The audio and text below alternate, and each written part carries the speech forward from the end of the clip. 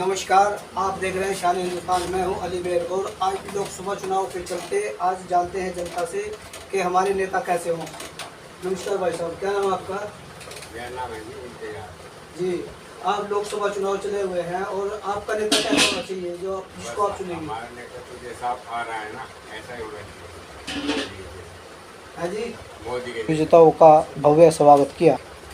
जी नमस्कार जी, रवि शर्मा जी से बात करते हैं कि हमारा नेता कैसा हो और शर्मा जी।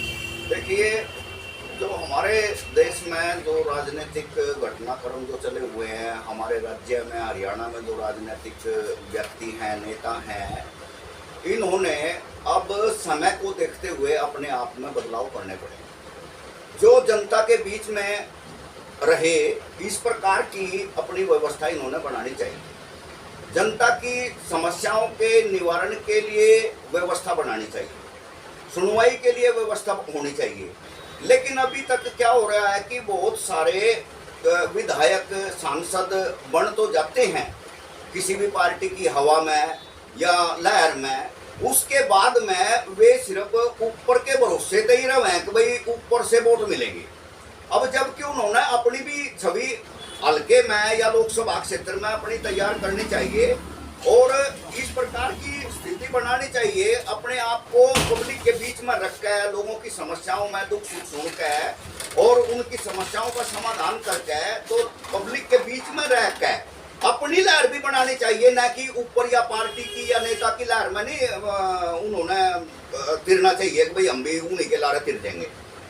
तो हमारी तो नम्र निवेदन है कि जितने भी नेता हैं, चाहे वो किसी भी पार्टी का है, बीजेपी का है, जसपा का, किसी भी पार्टी का है, उन नेताओं को जनता के बीच में जाकर और लोगों के बीच में रहना चाहिए। मेरी तो अपनी जो ख्वाहिश है, हम यहाँ ऐसे ही नेता चाहते हैं कि जो जनता के बीच में रहकर उन्होंने पता तो लगा कि वो लोग किस व्यवस्था से जी रहे।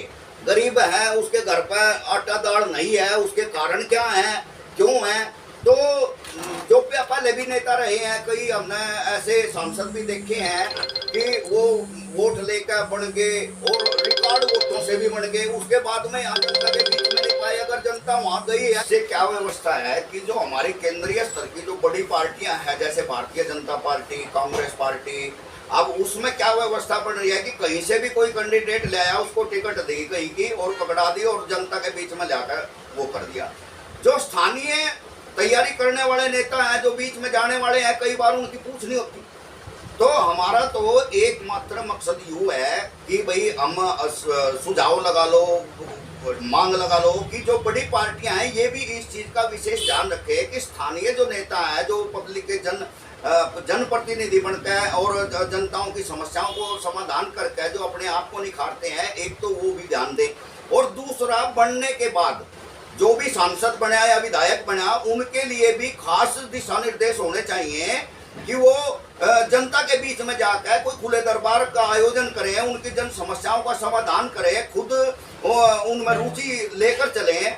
और लेकिन ऐसी व्यवस्था अब काफी दिनों से यहाँ नहीं हो रही है, हमें इस बात का बड़ा भारी खेद है।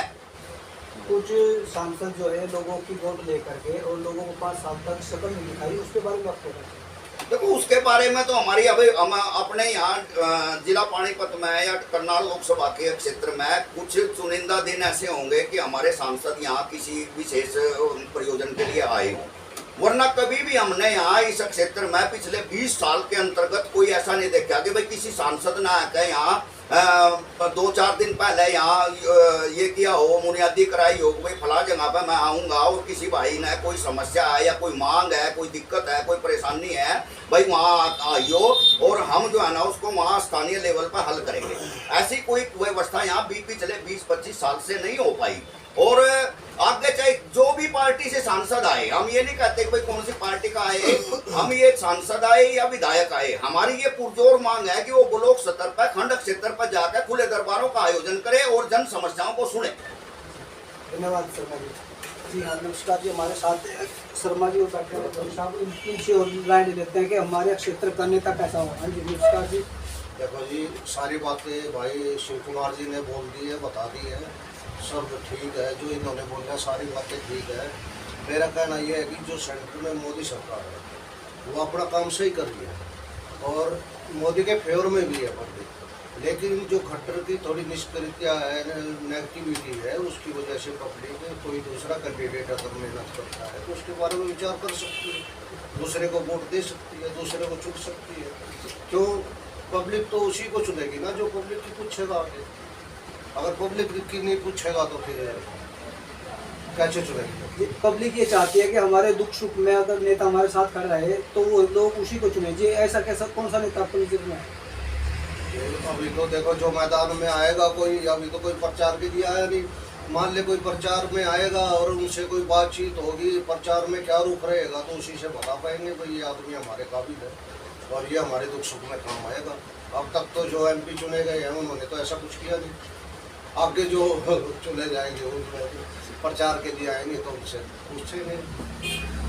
नमस्कार, आप देख रहे हैं शान हिंदुस्तान और मैं अली मेहर, और हमारे साथ हमारे पत्रकार साथी जुड़े हुए हैं और चुनावी पर चर्चा करेंगे उनसे कि चुनाव में हमारे साथ जो है हमारे नेता कैसे हों।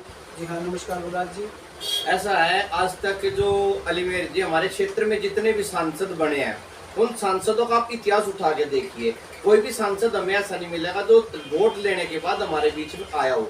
हमने इस देश के दूसरे नंबर पर सांसद को जिताकर संसद में भेज दिया, लेकिन उन्होंने कभी आकर के ग्रामीण क्षेत्र के लोगों से धन्यवाद भी नहीं किया कि भाई आपने हमें संसद में भेज दिया, आपका धन्यवाद करते हैं। और हमारे पास तो अन्य जितने भी कैंडिडेट, चाहे वो BJP हो, चाहे वो कांग्रेस हो, चाहे वो BSP हो, ये है ना अपना पैराशूट से अपना एक कैंडिडेट भेज देते हैं और हमारे ऊपर थोपने का काम करते हैं, जिस कारण से ग्रामीण क्षेत्र के लोगों में रोष है। ग्रामीण क्षेत्र के लोग चाहते हैं कि हमारे क्षेत्र का ही कोई नेता हो जो हमारे क्षेत्र की आवाज उठा सके, हमारे क्षेत्र के मुद्दे बता सके, हमारे क्षेत्र के युवाओं को क्या चाहिए, हमारे क्षेत्र के जो खिलाड़ी है उनको क्या चाहिए। इस बारे में कोई भी ऐसा नेता नहीं है जो इस बारे में विचार करे। हमारे क्षेत्र के लोग चाहते हैं कि जो भी सांसद बने कम से कम धन्यवाद करने के लिए तो हमारे बीच में आए, काम करना तो दूर की बात, एक भी सांसद ऐसा हमारे बीच में नहीं आता जो आकर के हमारे काम करे या हमारे को ये बताए कि मैं आपके लिए काम करने के लिए आया हूँ, सरकार से मैं ये योजना युवाओं के लिए लेकर आया।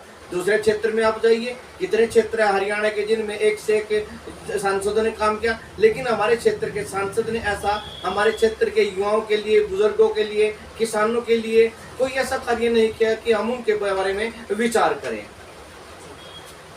हमारे पूर्व सांसद संजय भाटिया जी कहते हैं कि हमारे जो है विकास का नारा है, कितना तो विकास आप देख रहे हैं? ऐसा जी विकास का नारा तो नहीं, हमने तो 25 साल देखते आ रहे हैं और 2005 से लेकर आज तक मैंने तो अपने क्षेत्र में कोई ऐसा विकास नजर नहीं आया, कोई सेंटर की कोई परियोजना ऐसी नजर नहीं आई जिस परियोजना से क्षेत्र के लोगों को कोई राहत मिल सके। हम कैसे मान लें कि भी सरकार की योजना ग्रामीण क्षेत्र में लागू की गई है? धन्यवाद। ठीक है ना।